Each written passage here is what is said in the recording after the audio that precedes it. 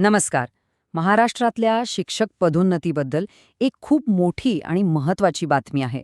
नियमांमध्ये एक असा काही बदल झालाय ज्याचा थेट संबंध शिक्षक पात्रता परीक्षा म्हणजेच आपल्या सगळ्यांना माहीत असलेल्या टेटशी आहे. चला तर मग आजच्या या विश्लेषणामध्ये हा नेमका काय बदल आहे ते सविस्तरपणे समजून घेऊया. तर हा सगळा बदल आलाय महाराष्ट्र शासनाच्या एका अधिकृत परिपत्रकातून आणि यामुळे शिक्षण क्षेत्रात नक्कीच मोठे बदल होणार आहेत. पाहूया नेमकं काय आहे या परिपत्रकात. या परिपत्रकातली ही एक ओळ खरं तर सगळं काही सांगून जाते. याचा अगदी सरळ सोपा अर्थ असा आहे की आता शिक्षकांना प्रमोशनसाठी टीईटी परीक्षा पास करणं बंधनकारक असणार आहे.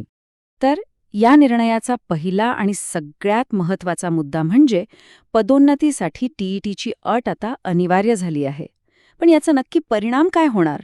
म्हणजे बघा, अगदी सरळ आणि सोप्या भाषेत सांगायचं तर आत्ता जर एखाद्या शिक्षकाला विशिष्ट वरिष्ठ पदांवर बढती हवी असेल तर त्यांना आधी टेट परीक्षा उत्तीर्ण करावीच लागेल. या परीक्षेला पास केल्याशिवाय पदोन्नतीचा विचारही करता येणार नाही. आता साहजिकच प्रश्न पडतो की हा निर्णय असा अचानक का घेतला गेला?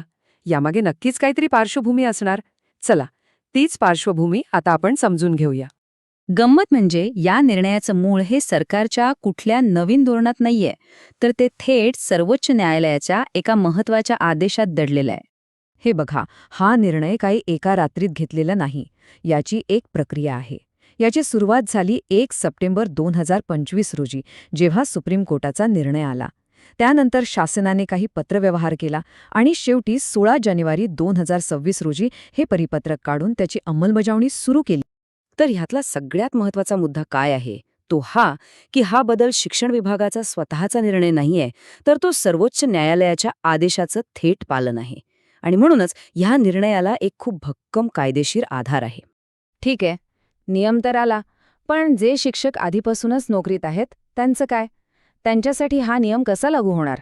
चला ते पाहूया. 2 वर्ष हा आकडा खूप महत्त्वाचा आहे. सध्या सेवेत असलेल्या शिक्षकांना या नवीन नियमाचं पालन करण्यासाठी 2 वर्षांची मुदत देण्यात आली आहे, जेणेकरून त्यांना तयारीसाठी पुरेसा वेळ मिळावा.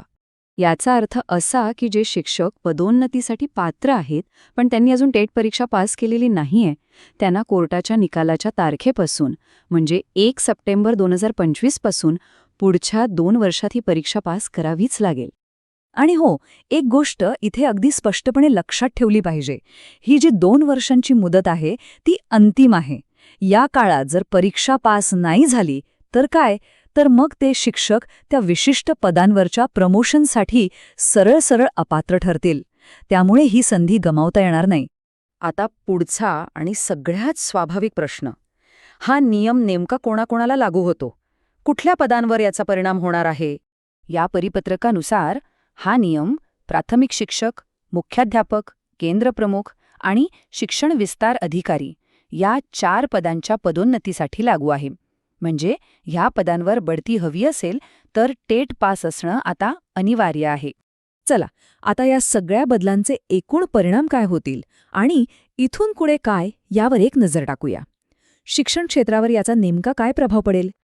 म्हणजे बघा, आधी कसं होतं, या पदांवर बढतीसाठी टेट गरजेची नव्हती, पण आता चित्र पूर्णपणे बदललं आहे. या पदांवर पुढे जायचं असेल तर टेट परीक्षा पास केल्याशिवाय दुसरा कोणताही मार्ग उरलेला नाही.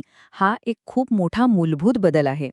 थोडक्यात सांगायचं झालं तर या विशिष्ट पदांसाठी आता करिअरमधली प्रगती आणि टेट परीक्षा यांचं एक अतूट नातं तयार झाले आहे.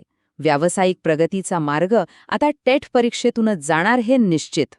आणि शेवटी एक महत्त्वाचा प्रश्न उरतो जो आपल्याला विचार करायला लावणार आहे की पदोन्नतीसाठी पात्रतेचे निकष इतके कठोर केल्यामुळे याचा महाराष्ट्रातल्या शिक्षणाच्या एकूण गुणवत्तेवर चांगला परिणाम होईल की आणखी काही? यावर विचार करणं गरजेचं आहे.